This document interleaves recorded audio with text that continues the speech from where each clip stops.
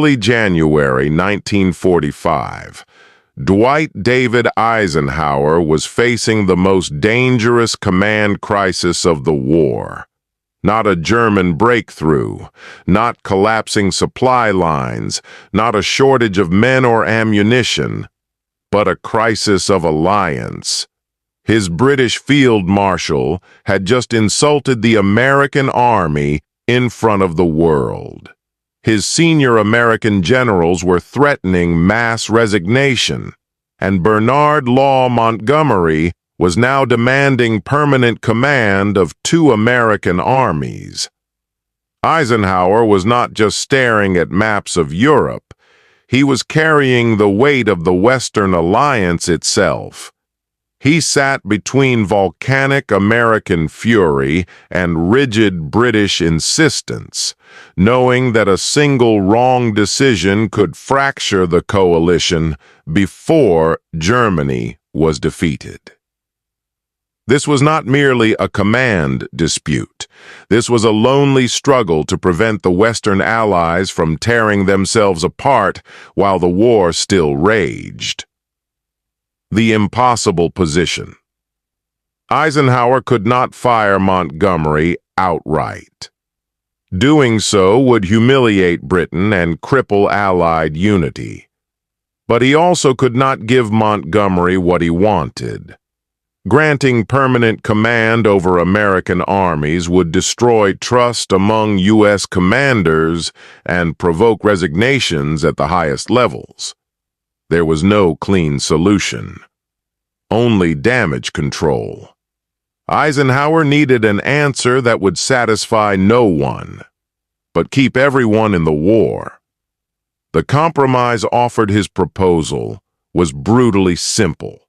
Montgomery would retain one American army, for one operation, for one purpose. No permanent authority, no strategic control beyond the mission. Either Montgomery accepted this humiliating reduction, or he lost all American forces immediately. Eisenhower waited. January 7th, 1945. The press conference. 2 days earlier, Montgomery had already detonated the crisis. Standing before reporters, he claimed that he had personally saved the Americans during the Battle of the Bulge. He described arriving to find U.S. forces in confusion. He portrayed American generals as panicked, and British leadership as the steady hand that rescued the front.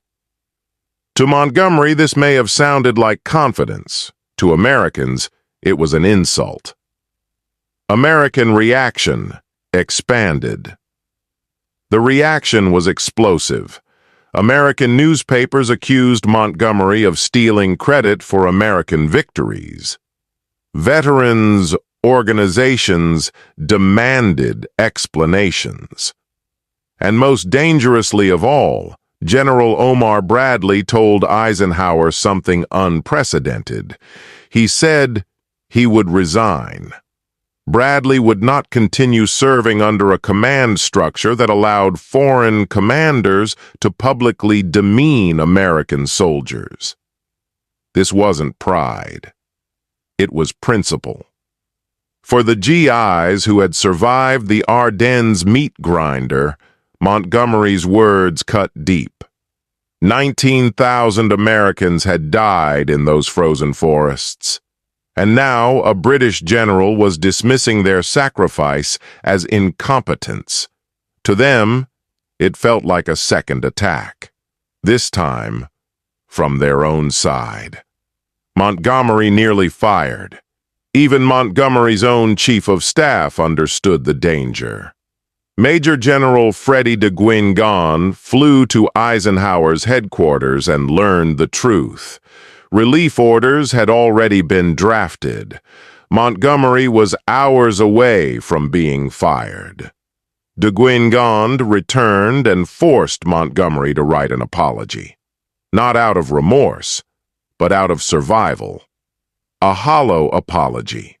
Montgomery apologized on January 8th, not because he believed he was wrong, but because his own subordinate warned him his career was over. The apology saved his job. It restored nothing else. Trust was gone. Temporary command and opportunity.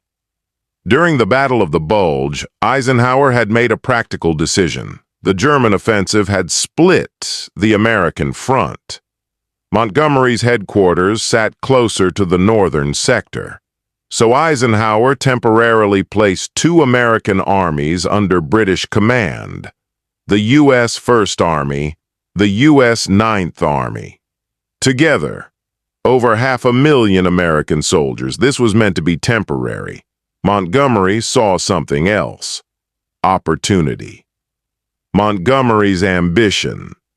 To Montgomery, the Bulge proved his long-held belief. When Americans got into trouble, British command saved them. The press conference had been clumsy, but the message remained.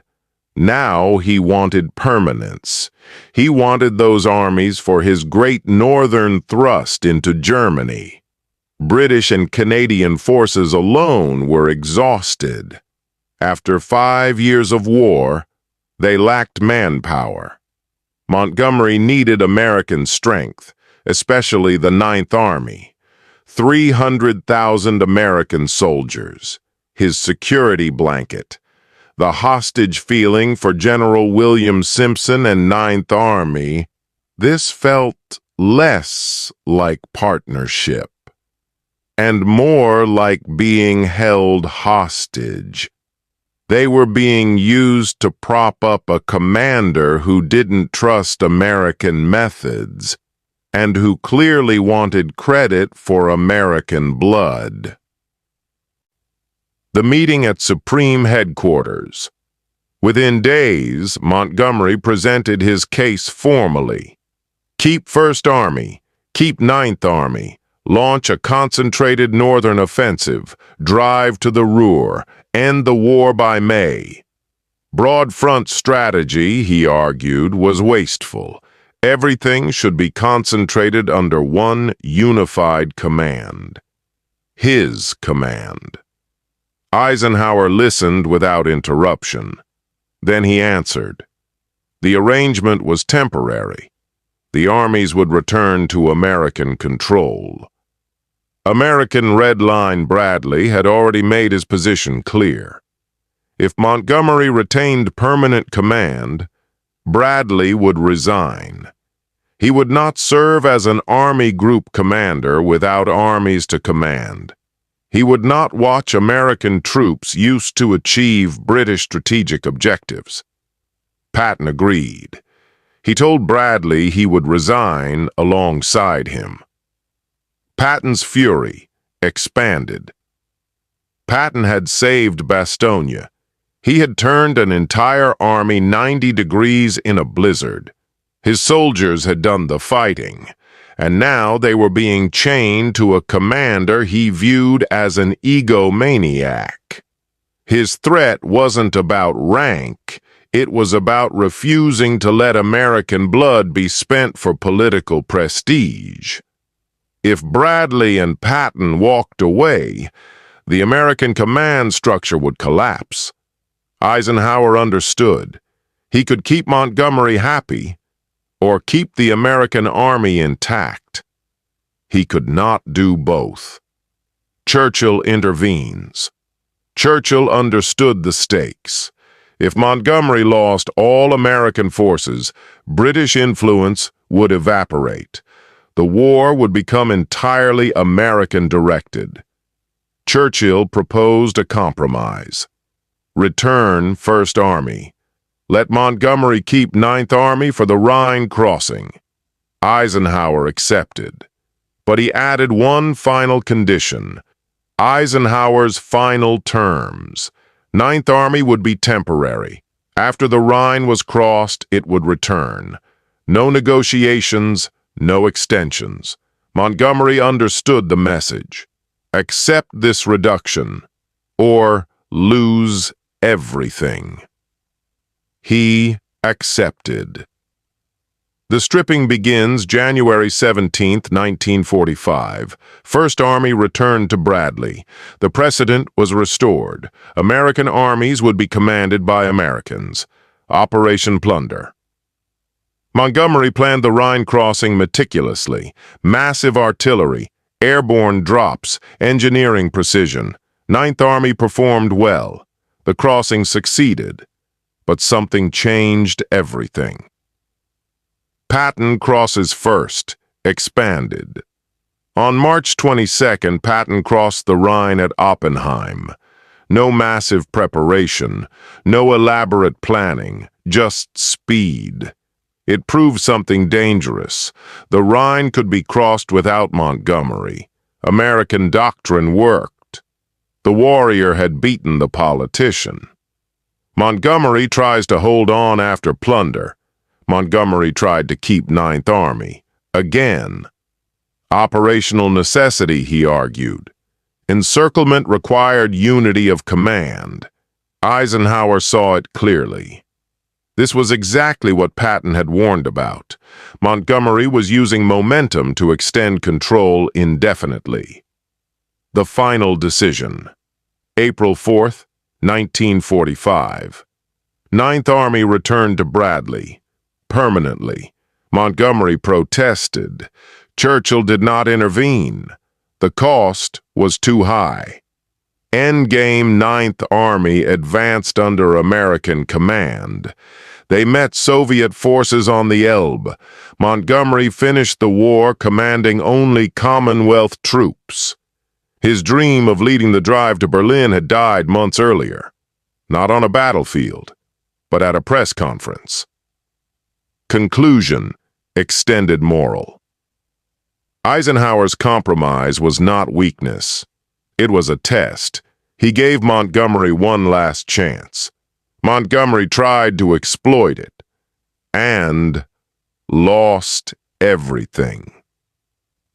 Coalition warfare depends on trust. Montgomery destroyed that trust with his ego, and Eisenhower made sure American armies finished the war under American command.